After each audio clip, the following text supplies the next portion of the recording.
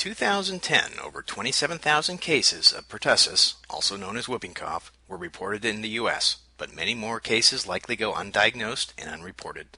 Worldwide, there are 30 to 50 million cases of pertussis, with about 300,000 deaths per year. Since the 1980s, there has been an increase in the number of reported cases of pertussis in the U.S., especially among 10 to 19-year-olds and infants younger than 6 months of age. Pertussis is a respiratory illness and is a very contagious disease caused by a type of bacteria known as Bordetella pertussis. There do not appear to be any zoonotic reservoirs for it, and humans appear to be the only hosts.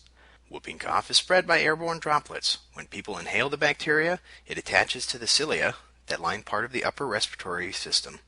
The bacteria release toxins, which damage the cilia and cause inflammation.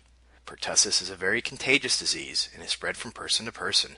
People with pertussis usually spread the disease by coughing or sneezing while in close contact with others, who then breathe in the pertussis bacteria. Many infants who get pertussis may be infected by siblings, parents, or caregivers who might not even know they have been infected. Symptoms of pertussis usually develop within 7 to 10 days after being exposed, but sometimes not for as long as 6 weeks. The best way to prevent pertussis among infants, children, teens, and adults is to get vaccinated. Also keep infants and other people at high risk for pertussis complications away from infected people.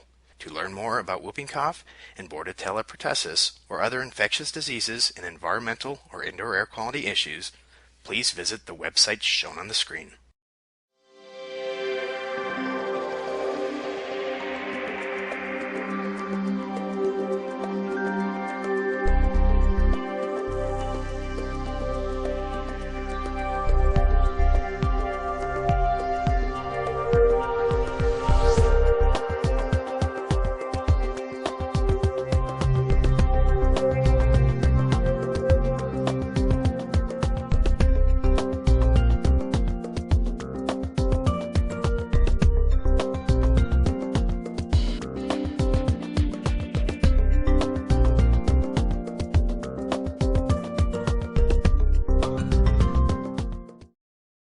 IAQ TV, the place to be.